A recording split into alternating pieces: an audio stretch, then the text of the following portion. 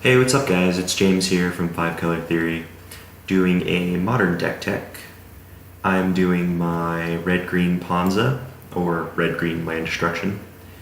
The original creator of this deck is Mendoza, who actually brought it to a SCG Open, did very well. If you want to see extensive testing for this deck, I suggest you check out his YouTube channel. I will leave that link in the description below. Sorry, can't talk today. So I think I want to go over what makes this deck tick. It is a land destruction deck, so the most important thing we run is Blood Moon. Now, Blood Moon is a very good card, as most people who play Modern know. In case you don't know just how broken this thing is, let me explain. So it basically says non-basic lands or mountains. Most lands in Tier 1 Modern decks are going to be non-basics. Fetches, shocks, utility lands, Tron lands. So this turns all of those into mountains, and if they don't have an extreme use for the color red, it basically destroyed their lands. Not quite. They still get to tap their colorless. If they sort of use red, they can still cast bolts and other things like that. But most of the time, this takes out a couple lands and saves us the trouble. Because this deck doesn't really have much of a way to draw cards or have tempo, so we're really just... we don't usually get more than a few land destruction spells, so having this is really useful. It's a 3-of, though, because drawing multiples of it is really bad because they don't do anything when you have multiples. It's just kind of a dead card if you have more than one. Because making non-basic lands mountain twice is not going to do anything. The other thing that we run to make our land destruction easy, surprisingly, is Trinisphere, which, as long as it's untapped, any spell that costs less than 3 mana costs 3 mana to cast. So what happens here is we're trying to do resource denial. And when Trinisphere is in play, we have to deny a hell of a lot less resources. Some decks are so land light they can't actually get to 3 mana very easy at all, which means they're going to be locked out of the game for a couple turns. This plus a land destruction spell can actually keep your opponent out of the game too. And we can play this on turn 2, as well as the Blood Moon. We'll get over that later. And you say, well, that screws you over too. Well, we don't run very many 1-drops or 2-drops. We have 2 bolts and our mana ramp. And 1 scavenging ooze. That's literally the only thing that costs less than 3, and most of the time we only need 1 of those things on turn 1. I don't think I mind paying 3 for Scavenging Ooze, considering the amount it's going to screw over our opponent. So, it's a really good card, fits well in this deck. Only a 3-of, because again, drawing multiples of it does nothing. So the other thing we run is we have 6 land destruction spells.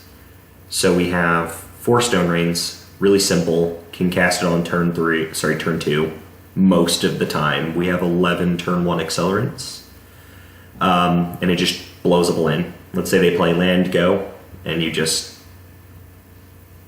Stone Rain, bam, no land. They play another, Stone Rain, bam, no land. And if they don't hit their land drops, well, they're out of the game. Or it just constrains them from casting multiple spells in a turn, like aggro decks have a hard time, slows them down a lot. And they usually run land lighter. So they don't draw land drops as much. And then we have Monvoli Acid Moss, which we can also cast on turn 2, but we kind of have to have a nut draw in order to cast it on turn 2. Not really a nut draw, but we have to get a less common draw in order to do that. But this is really good because it lets us destroy a land, but it also ramps us for a card.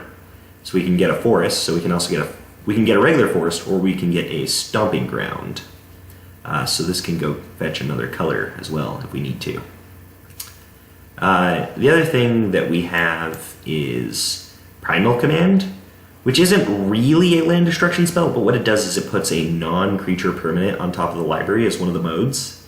So you can put one of their lands back on top of their library so they don't draw anything useful. And when they play that land, you can just blow it up. It also lets you search for a creature card, which we have really a lot of utility creatures, but we also just have one or two giant beaters as well. You can also gain life, and then we can also make someone shuffle their graveyard into their library, which would be useful against a deck like Dredge or a Reanimator deck, or something playing Snapcaster Mage. So all around great card. Saves us against burn, saves us against graveyard decks, can make your opponent lose tempo, and you can also look for a creature. Really good. So the other thing that we run is the creatures, and we have a 1 of Scavenging Ooze, which is just more main board like Graveyard Snapcaster hate, but most of the time we don't really need it that much. It's good in niche situations, so we really only run a 1 of. We don't want to be drawing it all the time. Plus, we can grab it with Primal Command. So it's kind of a 2 of. But we run one more on the side. Not much else to say about it. It's pretty good. You get to exile stuff. Gets bigger. Gain life. All around makes the matchups that this makes easier. The other thing we run is Obstinate Bailiff, which is also a 1 of. So if they force us to discard it, it comes into play. Also, it gains us life. So again, discard, burn. Those are we're kind of weak to discard, and burn's just kind of a matchup we had to shore up because in my local meta there is a lot of burn. So the other thing we run is Thrun the Last Troll, who can't be countered, can't be targeted spell or abilities, and you can regenerate him. So he is a unkillable blocker against aggro decks and burn. And control decks can't counter him or destroy him with a Supreme Verdict. They can still Wrath him away, but they can't use a Supreme Verdict specifically, and they can't counter him. And I know a lot of control decks actually have Supreme Verdict over Wrath because they prefer the uncounterability against like other control decks or like Delver. So they usually prefer, which is good because we can just pay 2 mana to regenerate him. And sometimes control decks will literally just scoop the Thrun because some of them don't actually have answers for him. Or they just won't draw them in time. I mean, he puts a clock on your opponent pretty quickly.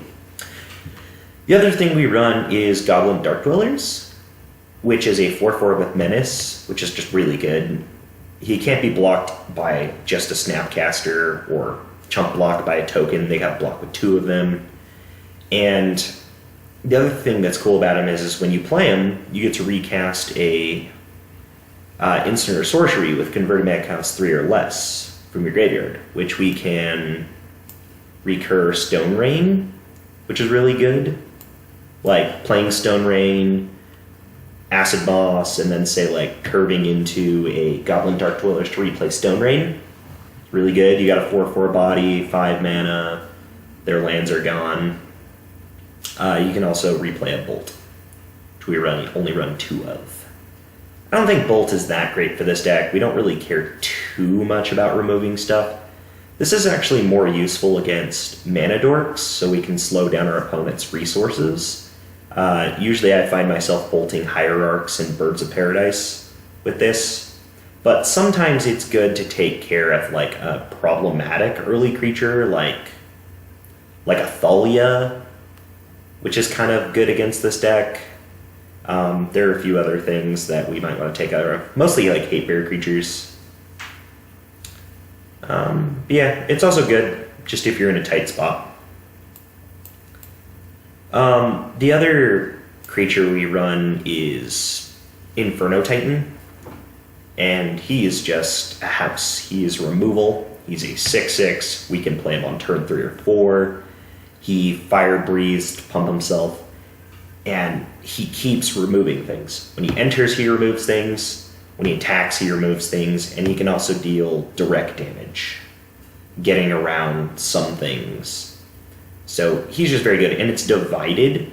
So if like they have a bunch of tokens, he just enters in and just destroys all their tokens. Or if they have like a 2/1 and a 1/1, he just kills both of them and then really swings in. The cool thing is that he does it on attack, so he can actually kill blockers before they can block.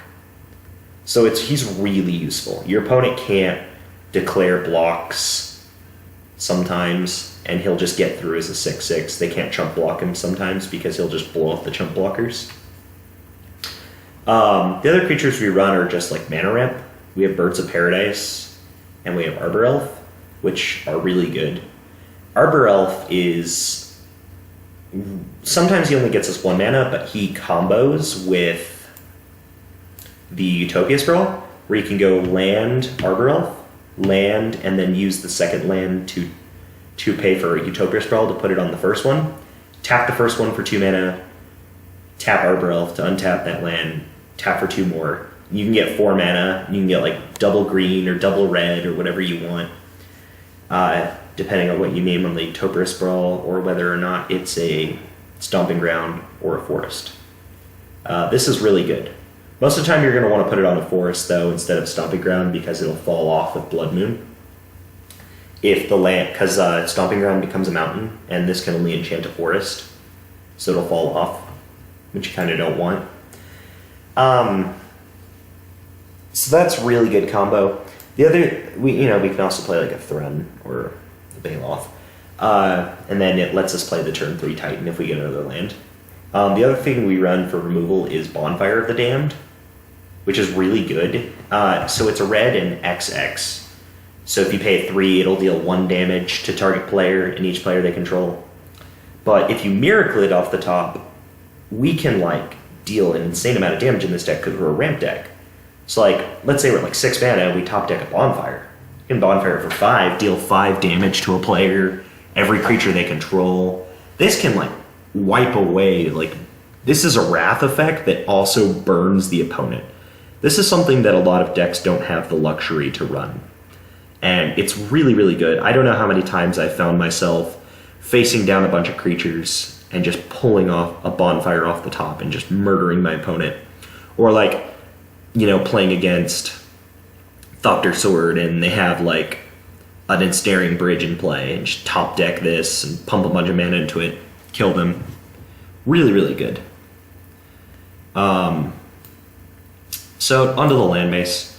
We run a lot of basic forests for our Utopia Sprawls, and because we don't want a painful mana base, because early game we're kind of bad at dealing with threats usually because we only run the 2 bolts and we'd have to rely on top decking a Bonfire.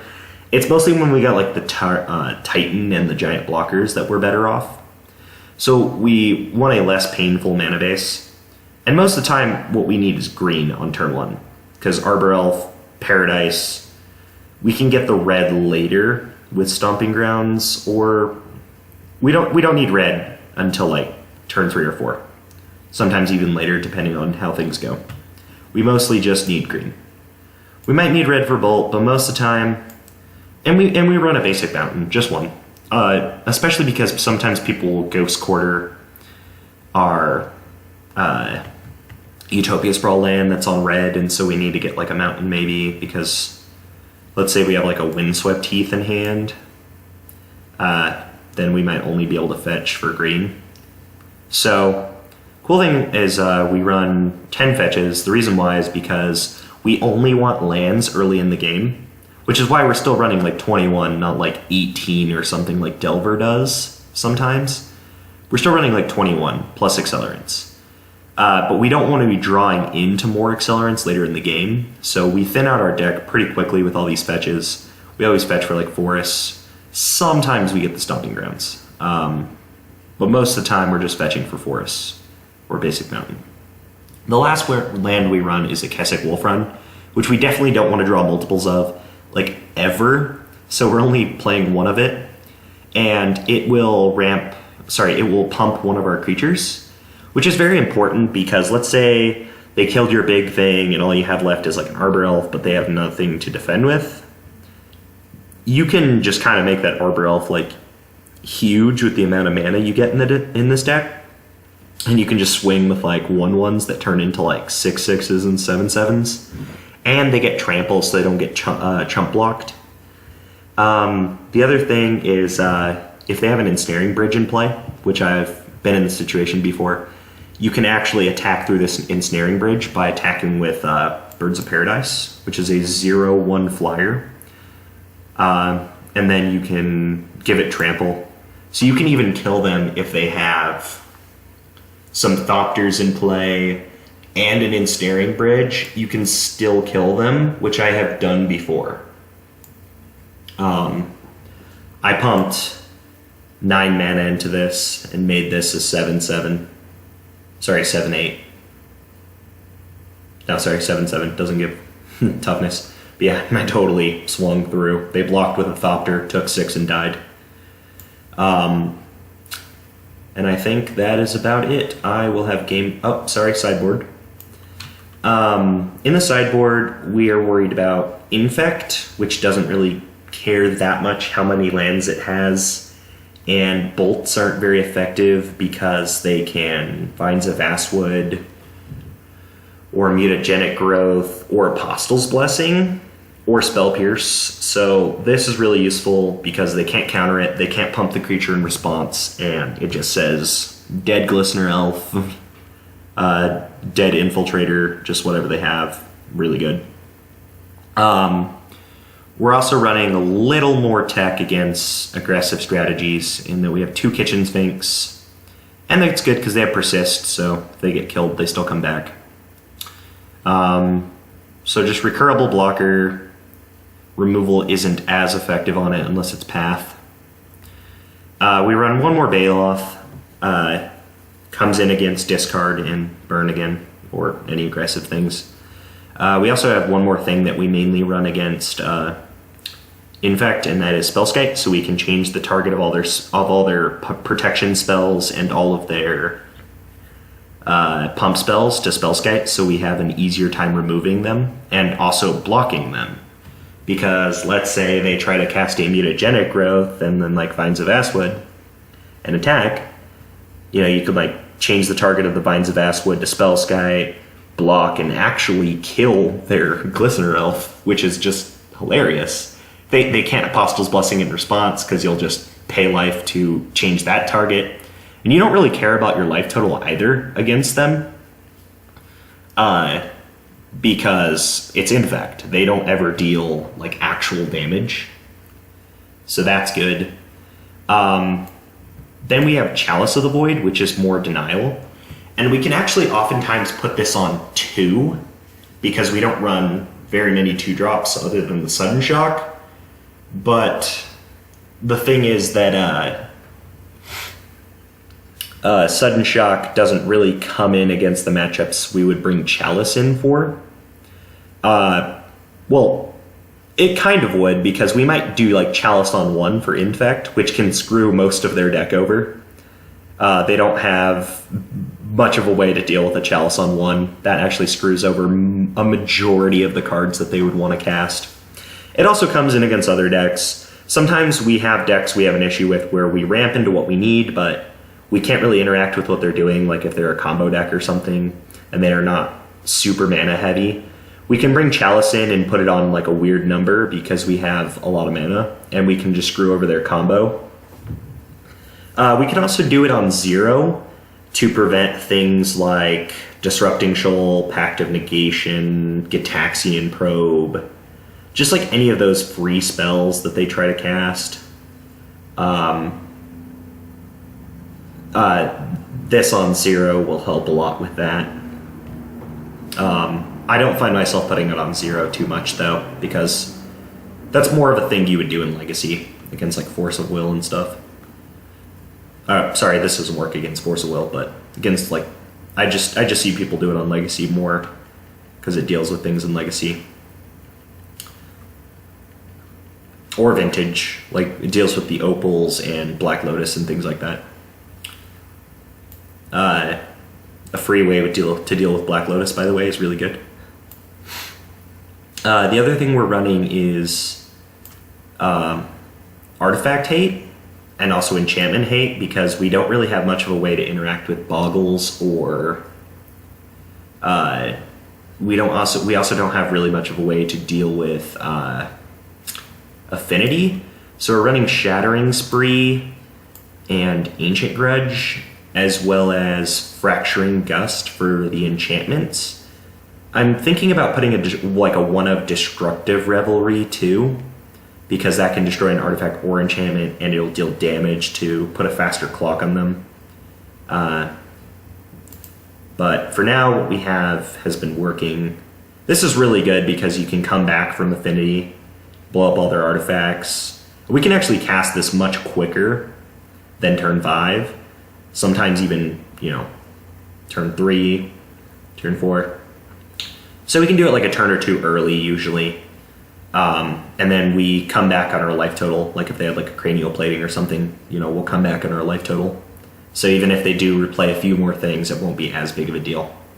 This, because it can blow up 2 things and it gets around our Chalice on 1, is really good. So we also run Shattering Spree because we can destroy a lot of artifacts at one time. It's also another like Artifact Wrath, because again, we have a hard time against Affinity because they don't need that many resources. Unless we play like Trinisphere, they can even get around Blood Moon. Like honestly, unless we play Trinisphere, we're kind of not really doing too good against them. So this helps out with that. And it can also get around Chalice on 1 because the first copy will get countered because you cast the first copy, but the other ones aren't cast, they're just copies. So those will actually resolve. So we can actually play Chalice on 1, screw over like half their deck, and then play Shattering Spree and still destroy the other stuff that we didn't screw over. We also run Anger of the Gods because it deals with aggro, but also it deals with Dredge, which we've had some issues with. So I thought we would run at least 1 card to deal with Dredge. Usually against Dredge, I do Chalice on 2 and play Anger for the stuff that comes in the graveyard and like Inferno Titan. Because yeah, Inferno Titan doesn't get rid of their stuff permanently, but it can keep getting rid of it over and over and over, and then start dealing them damage to where even if they bring it back, they still have a clock on them. And that's the deck for you. I will have deck tech in a little bit. Or sorry, gameplay in a little bit.